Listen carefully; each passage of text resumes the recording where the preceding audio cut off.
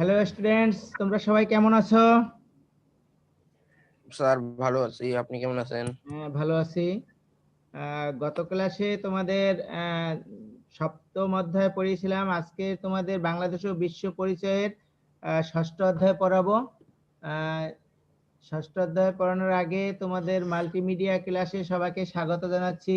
আশা করি সবাই ভালো আছো, ভালো থাকবে। ক্লাসের সময় তোমরা নিজেরা কথা বলবে না, যে কোনো কথা থাকলে আমার কাছে প্রশ্ন করবে, আমি উত্তর দেওয়ার চেষ্টা করব। তাহলে আমরা পরবর্তী ধাপে চলে যাই।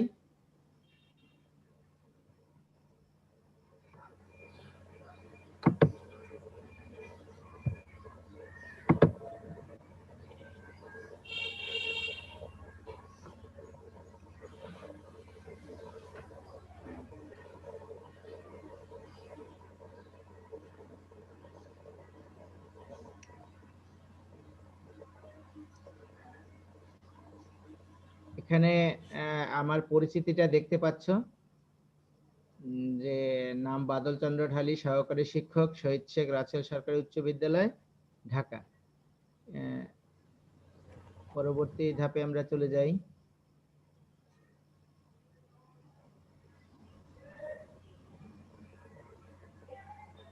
তাহলে আজকের পাঠ হলো বাংলাদেশের অর্থনীতি। তোমাদের বিষয় হলো বাংলাদেশ ও বিশ্ব পরিচয়, অষ্টম শ্রেণী। এটা অধ্যায় হলো 6 অধ্যায়। তাহলে আজকে তোমাদের ষষ্ঠ অধ্যায় নিয়ে আলোচনা করব। এখানে কিন্তু একটা কথা আমরা এখানে দেখতে পাচ্ছি যে বাংলাদেশের অর্থনীতি।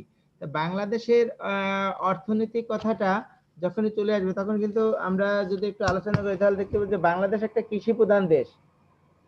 আর এদেশের বেশিরভাগ লোক গ্রামে বাস করে, আর এই কৃষি জীবিকার প্রধান উৎস আর প্রধান উপায়।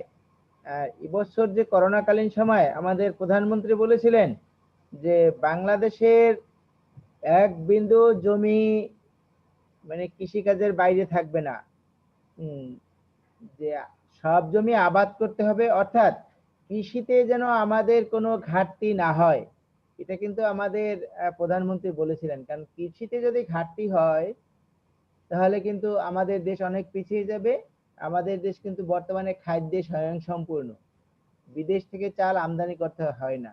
আমাদের প্রধান খাদ্য তো ভাত, সে বিদেশ থেকে চাল আমদানি করতে হয় না, তাহলে আমরা খাদ্যে স্বয়ংসম্পূর্ণ।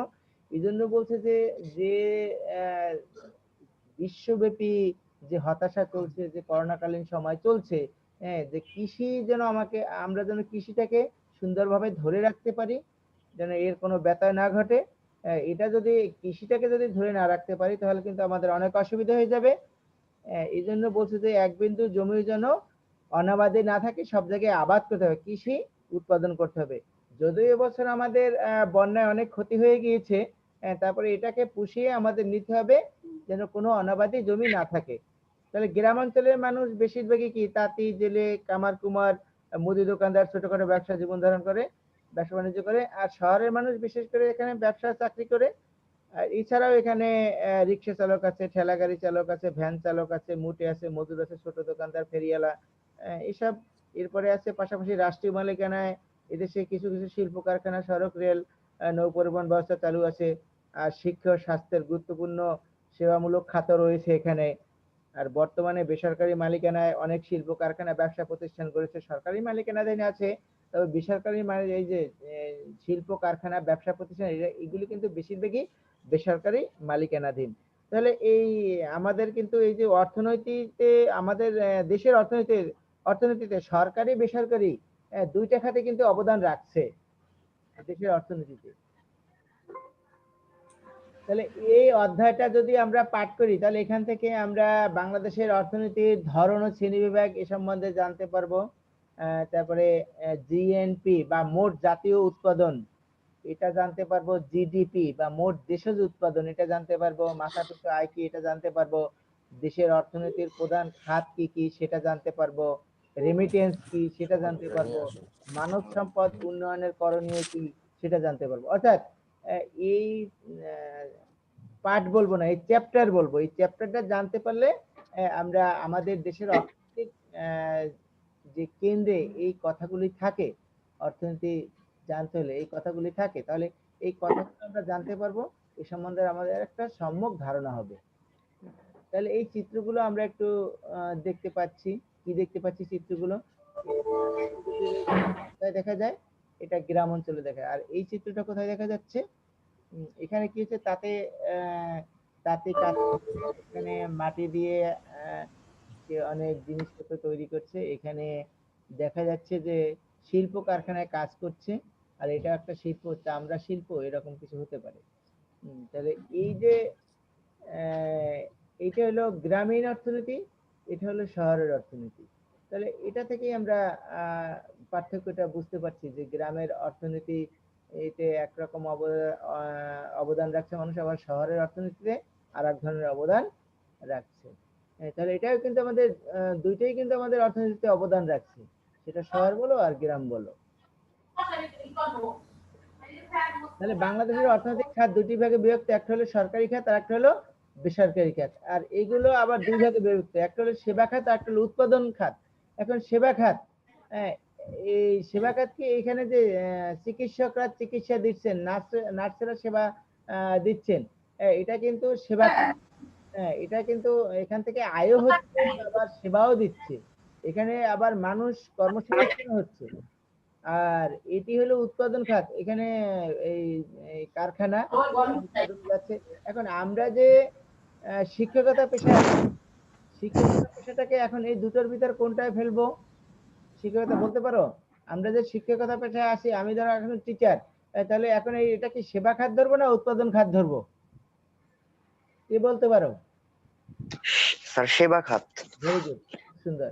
তাহলে এটা আমরা সেবা খাত ধরবো। আমার যে ব্যবসা, আমার যে চাকরিটা, যে আমি যে টিচিং দিচ্ছি, আমি যে টিচার, এটা হলো সেবা খাত। এটা থেকে কিন্তু আমার আয়ও হচ্ছে। হ্যাঁ, এটা থেকে আয় হচ্ছে, সেবা খাতের আওতায় পড়বে। এখন তোমরা এই প্রশ্নটা অবশ্যই উত্তর দিতে পারবে। গ্রামীণ অর্থনীতি ও শহরের অর্থনীতির চারটি বৈশিষ্ট্য, এটা তোমরা অবশ্যই পারবে। আহ, আহ, একটি দেশ কতটা উন্নত বা অনুন্নত তা বিচার করা হয় কতগুলো সূচক বা মানদণ্ডের সাহায্যে। এখন এই যে কতগুলো সূচক আছে, যেমন মোট জাতীয় উৎপাদন কিরকম, মাথাপিছু আয় কিরকম, জীবনযাত্রার মান কিরকম, এর উপর নির্ভর করে একটা দেশ কতটা উন্নত কতটা অনুন্নত। তাহলে তিনটা মানদণ্ড, অর্থাৎ মোট জাতীয় উৎপাদন যদি ভালো হয়, মাথাপিছু আয় যদি বৃদ্ধি পায়, জীবনযাত্রার মান যখন উন্নত হবে, তখনই একটা জাতি উন্নত জাতিতে পরিণত হবে। তো এখানে অভ্যন্তরীণ কি, আমাদের দেশে যে কৃষি থেকে যে উৎপাদন হচ্ছে, এটা কিন্তু অভ্যন্তরীণ উৎপাদন। এরপরে এখানে প্রবাসে কর্মরত শ্রমিক, তারা যে রেমিটেন্স পাঠাচ্ছে, এটাও কিন্তু একটা দেশের আয়। এরপরে অন্যান্য চাকরিজীবীর যে আয়, এটা কিন্তু দেশের অর্থনীতিতে কিন্তু বিশাল ভূমিকা রাখছে। এটা কিন্তু মোট জাতীয় উৎপাদনের ভিতরে এগুলি চলে যাবে, দেশের উৎপাদনের ভিতরে চলে যাবে না, এটা জাতীয় উৎপাদনের ভিতরে চলে যাবে। তাহলে এটা অর্থনীতির ক্ষেত্রে দুইটাই সবকটাই ভূমিকা রাখছে। এখন এই যে আমরা এখানে একটা চিত্র দেখতে পাচ্ছি, একটি দেশের অভ্যন্তরে দেশি বা বিদেশি নাগরিক দ্বারা প্রতি বছর উৎপাদিত জিনিসগুলো দেখতে পাচ্ছি। তাহলে এখানে কথাটা কি বলছে, একটি দেশে অভ্যন্তরীণ দেশি বা বিদেশি নাগরিক দ্বারা প্রতি বছর উৎপাদিত। তাহলে দেশে যে বিদেশি নাগরিক এসে আমাদের যেখানে উৎপাদনে আমাদের সহায়তা করছে, যে শিল্প কারখানা গড়ে তুলছে এখানে, তাহলে এগুলোও কিন্তু আমাদের দেশজ উৎপাদনের ভিতর যাবে। তাহলে এখন এটা যে এই যে মৎস্যতে ভূমিকা রাখছে, এটা তো আমরা দেখতে পাচ্ছি, এটা কৃষি, এটাও কৃষি। তারপরে এখানে দেখতেছি পরিবহন খাত, এখানে দেখতেছি স্বাস্থ্য সেবা, এটা হলো শিল্প কারখানা, এটা বাণিজ্য। হ্যাঁ, তাহলে আমরা এইগুলো হলো জিডিপি, অর্থাৎ গ্রোস ডোমেস্টিক প্রোডাক্ট। এগুলি আমাদের দেশজ, মানে অভ্যন্তরে এগুলি প্রোডাক্ট হচ্ছে, উৎপাদন হচ্ছে, এই জন্য বলে মোট দেশজ উৎপাদন। আর মোট দেশজ উৎপাদন যে দেশের ভালো, দেশের মোট দেশজ উৎপাদন ভালো, হ্যাঁ, সে দেশ উন্নত, এটা বলাই যাবে। তবে আমাদের দেশে যে উৎপাদন যে খারাপ, আমরা বলবো না। কৃষিতে আমাদের যথেষ্ট আমরা এগোচ্ছি, মৎস্য চাষে এগোচ্ছি, কৃষিতে এগোচ্ছি, পরিবহন সেক্টরে এগিয়ে যাচ্ছি আমরা, করে আমরা বাণিজ্য সেক্টরে এগিয়ে যাচ্ছি, শিল্প কারখানা আমাদের দেশে নতুন নতুন হচ্ছে, স্বাস্থ্য সেবা নতুন নতুন, হসপিটাল নতুন নতুন, কমিউনিটি ক্লিনিক এগুলি হচ্ছে। তাহলে আমরা কিন্তু এই যে দেশজ উৎপাদনের যে বিভিন্ন খাত রয়েছে, আমরা কিন্তু সামনে এগিয়ে যাচ্ছি এটি দ্বারা। অর্থাৎ জিডিপিতে আমরা তুলনায় প্রতি বছরই কিছু না কিছু সামনের দিকে এগিয়ে যাচ্ছি। এখানে দেখতে পাচ্ছি এই যে মাছ চাষ করছে, দেখছো সবার মুখে হাসি। অর্থাৎ এরকম পুকুরে মাছ চাষ করার পর যখন মাছ ধরে যখন বিক্রি করে তখন সবার মুখে হাসিই ফোটে। আর এটা হলো পাট উৎপাদন। কৃষক যখন এরকম আহ খেতে যখন পাট ফলাচ্ছে, আহ, তখন যখন পাট কেটে এটা ভিজিয়ে রেখে তারপর তো পাটের আঁশ ছাড়িয়ে তারপর আটি বেঁধে, সরি শুকিয়ে আটি বেঁধে তারপর বিক্রি করা হয়। আর এরকম যদি পাট ভালোই উৎপাদন হয়েছে, এরকম যদি উৎপাদন হয় তখন কিন্তু এটা ভালোই লাগে, তাদের মুখে হাসি থাকে। যে কোনো দেশের নাগরিক যারা দেশের অভ্যন্তরে যে উৎপাদন হয় তা দেশজ উৎপাদন। অর্থাৎ এর আগের চিত্রে যেটা দেখেছিলাম ওগুলি সব দেশজ উৎপাদনের পরে। এরপরে হলো এই প্রবাস জীবন, বিদেশ থেকে আয়। কারিগরি টাকা আছে আছে এখানে দেখতে পাচ্ছি, তবে এই টাকাটা কিন্তু দেশে আসছে না। আমাদের যে নাগরিক যারা আছেন, দেশের মানুষ যারা আছেন তারা বিদেশে গিয়ে কিন্তু সেই হাড়ভাঙ্গা খাটুনি খাটেন। তবে সেখানে সুবিধাটা এটাই যে তারা মজুরি পাচ্ছেন। আমাদের দেশের যেমন নারী পুরুষ ভেদাভেদ আছে, এখানে তেমন কর্মসংস্থানের সুযোগ নেই, কিন্তু বিদেশি কর্মসংস্থানের সুযোগ আছে বিধায় সেখানে তারা নিয়মিত কাজ করছেন, আহ, আয় করছেন। এবং এটা সরকারি মাধ্যমে যদি এটা বাংলাদেশে পাঠায় তাহলে সেটা আমরা বৈদেশিক আয় বলবো বা রেমিটেন্স বলবো। সরকারি মাধ্যমে পাঠাতে হবে, বেসরকারি মাধ্যমে পাঠালে অনেকে কিন্তু গোপনে যেটা পাঠায়।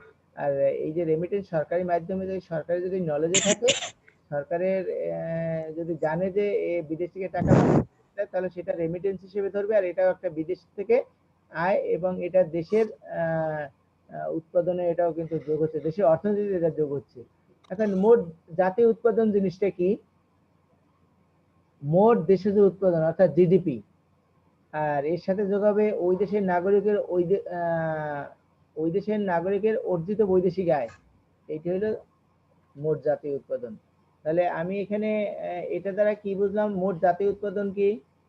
দেশজ মোট দেশজ উৎপাদন। এর আগে কিন্তু চিত্রে দেখিয়েছিলাম মোট দেশজ উৎপাদন কৃষি খাত, সেবা খাত, পরিবহন খাত, শিল্প খাত, তারপরে বাণিজ্য খাত যে রয়েছে, এটা হলো দেশজ উৎপাদন। এরপরও আছে এর সাথে আর ওই দেশের নাগরিকদের অর্জিত বৈদেশিক আয়, অর্থাৎ রেমিটেন্সটা এর সাথে যোগ হবে। এটা যোগ হয়ে হবে জাতীয় উৎপাদন। তাহলে একটি দেশের নাগরিক নির্দিষ্ট সময়, সাধারণত 1 বছরে, এই কিন্তু দেশের উৎপাদন বা রেমিটেন্স বলি, আর জিএনপি যেটাকে বলি, যে গ্রোস ন্যাশনাল প্রোডাক্ট যেটা কি বলি, 1 বছরকে ধরা হয়।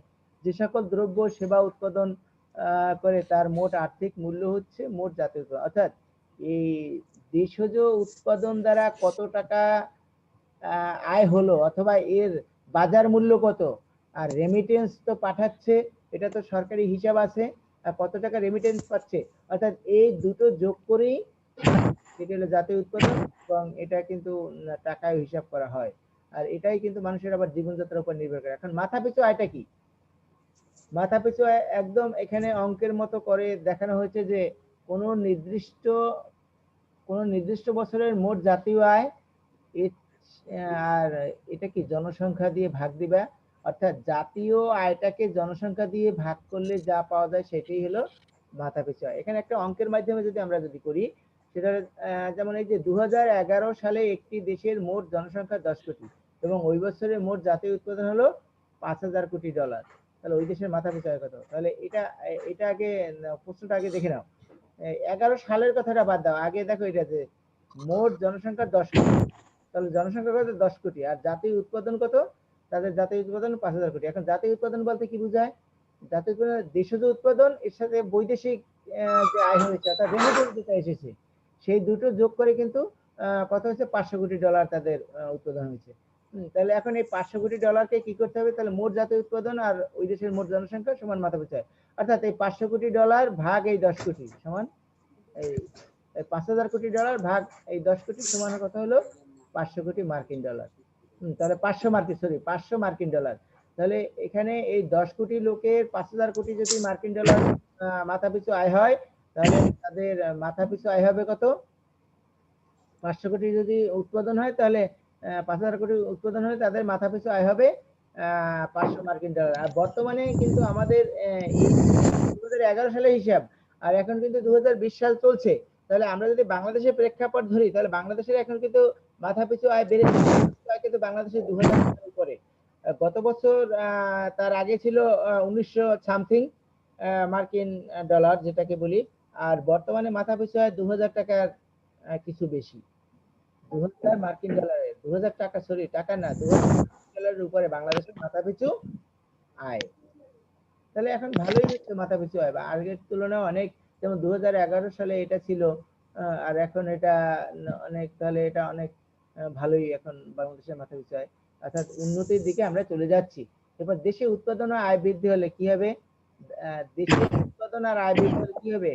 দারিদ্রতা হ্রাস পাবে, মানুষের ক্রয় ক্ষমতা বাড়বে, কর্মসংস্থানের সুযোগ সৃষ্টি হবে, বেকারত্ব হ্রাস পাবে। এই যে চাকরি চাই আর হতাশাগ্রস্ত হবে না। তোমরাও বড় হয়ে কি করবে? লেখাপড়ার পাঠ চুকিয়ে লেখাপড়া শেষ করে তখন তোমরা কিন্তু এই যে চাকরি করবে, অনেকে ব্যবসা বাণিজ্য করবে, সবাই চাকরি করবে এরকম না।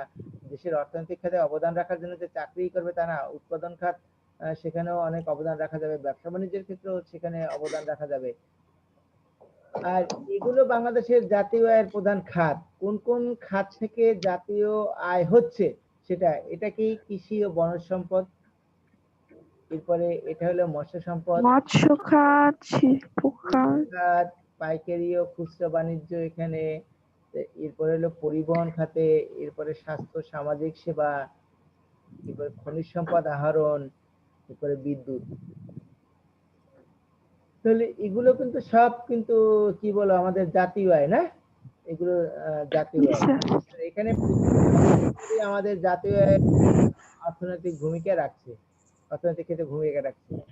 এরপরে জাতীয় শুধু ওইটাই না, আরো আছে গ্যাস ও পানি সম্পদ, তারপরে নির্মাণ শিল্প, হোটেল রেস্তোরাঁ, ব্যাংক, বীমা, এরপরে শুল্ক খাত।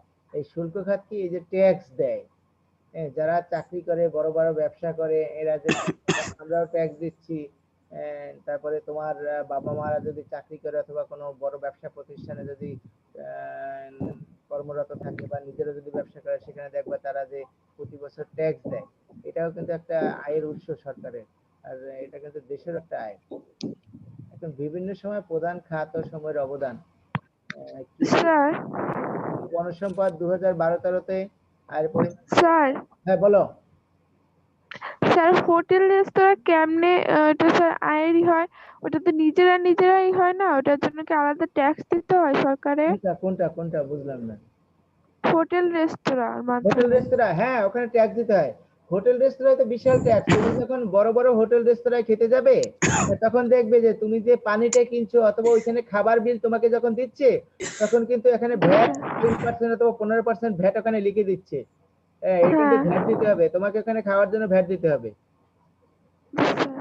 এ- এখন ওই খাওয়ার জন্য ভ্যাটটা তুমি তো ভ্যাট সরকারের দিয়ে জন্য? আসছো, আবার এই ভ্যাটটাই তারা আবার সরকারকে দিয়ে দিচ্ছে। তুমি তো ওইখানে পে করে আসছো, আর ওই বিল দেখিয়ে ওই বিলের কাগজ আবার সরকার হিসাব করে, ওখানে হিসাব দিতে হয়। ওটা তাদের কম্পিউটারে থাকে, হ্যাঁ। এরপরে তারা কিন্তু এটা সরকারকে সেই রেমিটেন্সটা দিয়ে দেয়। সরি, রেমিটেন্স না, সরকারকে সেই ট্যাক্স দিয়ে দেয় তারা। এখন আমরা কিন্তু আরেকটা জিনিস দেখবো, আমরা যে কোনো জিনিস কিনতে গেলে সেখানে কিন্তু ওইখানে ট্যাক্স কত টাকা ওখানে কিন্তু সরকার লিখে দিচ্ছে, হ্যাঁ, সব জিনিসের গায়ে। হ্যাঁ, অনেক জিনিস আছে এখানে, অনেক জিনিস আছে ট্যাক্স ফ্রি, আবার অনেক জিনিসে আছে ট্যাক্স লিখে দেয় যে এই ট্যাক্স কত টাকা, সেটা কিন্তু ওই পণ্যের গায়ে লিখে দিচ্ছে।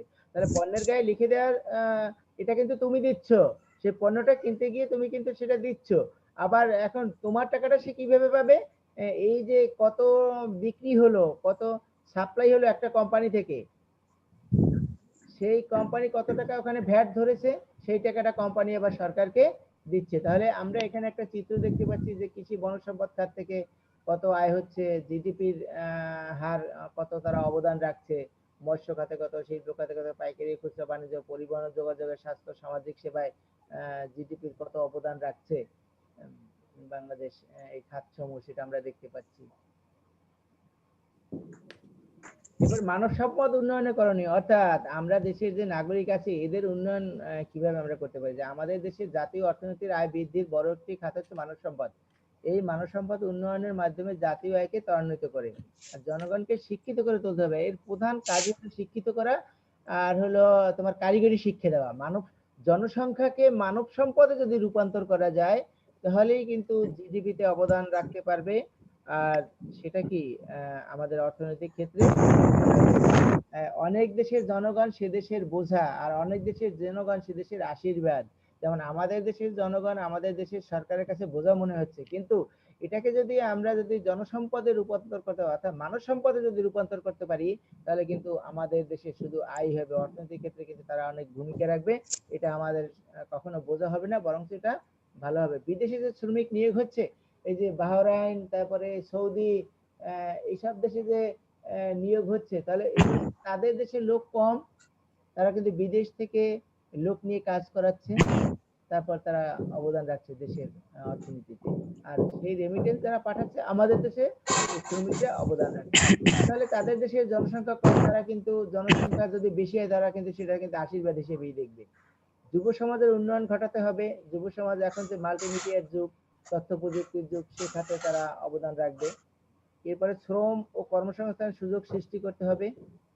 এই যে কারিগরি শিক্ষা, এটা কিন্তু কারিগরি শিক্ষা, এটাকে কারিগরি শিক্ষার আওতায়। কারিগরি শিক্ষা যদি তুমি পেয়ে থাকো, তুমি তোমাকে যদি কারিগরি শিক্ষায় তোমাকে যদি করানো হয় তাহলে তুমি বিভিন্ন জায়গায় অবদান রাখতে পারবে। এখন রেমিটেন্স কি?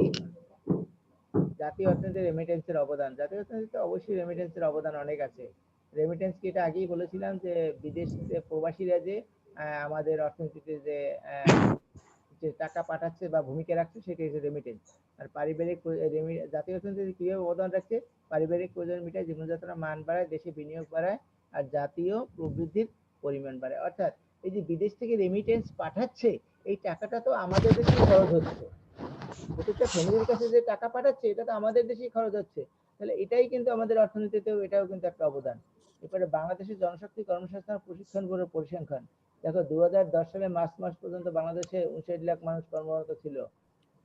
2008 অর্থ বছরে সেখানে রেমিটেন্স 9,179 মিলিয়ন মার্কিন ডলার পাঠিয়েছে। 2012-13-তে এত পাঠিয়েছে, এরকম একটা চিত্র এখানে তুলে ধরা হয়েছে। তাহলে দেখো রেমিটেন্স প্রতি বছরই কিন্তু আমাদের দেশে এখন এই রেমিটেন্স 8 সালে বিশ্ব যে বাংলাদেশের অবস্থান ছিল 12তম, আর সেখানে 9 সালে অবস্থান গিয়ে দাঁড়িয়েছে 8। আবার দেখো এই যে সার্কভুক্ত যে দেশ, 8টা যে সার্কভুক্ত দেশ আছে, সেখানে কিন্তু আমাদের অবদান রেমিটেন্সের অবদান আমাদের কিন্তু দ্বিতীয়। তাহলে আমরা কিন্তু এই যে বিদেশ থেকে রেমিটেন্স পাঠাচ্ছি, এটা কিন্তু ভালো অবস্থানে আমরা অবশ্যই আছি। এটা অনেক ভালো অবস্থান আছে, শুধু ভালো অবস্থান না, অনেক ভালো অবস্থানে আছি অন্যান্য দেশের তুলনায়।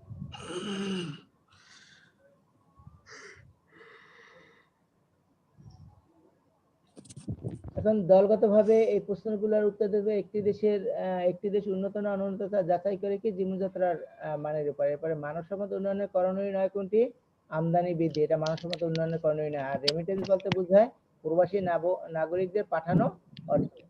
আর তোমাদের বাড়ির কাজ, এটা যে জিএনপি এর পূর্ণরূপ কি? আর শিক্ষার মাধ্যমে কিভাবে জনসংখ্যাকে জনসম্পদে রূপান্তর করা যায় বর্ণনা করো। আর বাংলাদেশের জাতীয় উৎপাদনের কোন খাতকে অধিক গুরুত্বপূর্ণ বলে তুমি মনে করো এবং কেন? যুক্তি দাও। এটা তোমাদের বাড়ির কাজ,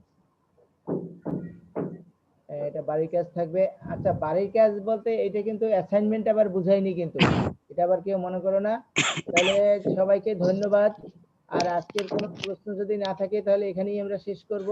সবাই ভালো থাকো। কারো যদি প্রশ্ন থাকে প্রশ্ন করতে পারো, তাহলে এখানেই ক্লাস শেষ করব।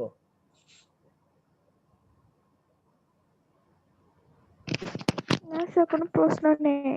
হ্যাঁ, তাহলে কারো কোনো প্রশ্ন নেই, তাহলে সবাই ভালো থাকো, সুস্থ থাকো। পরবর্তী ক্লাসে আবার দেখা হবে। Thank you all. আসসালামু আলাইকুম। ওয়ালাইকুম আসসালামু আসসালাম। আলাইকুম। স্যার আসসালামু আলাইকুম। ওয়ালাইকুম আসসালাম।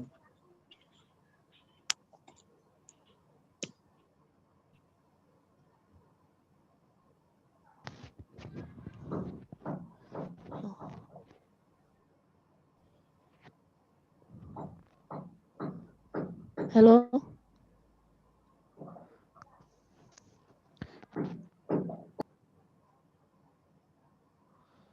হ্যালো, কেউ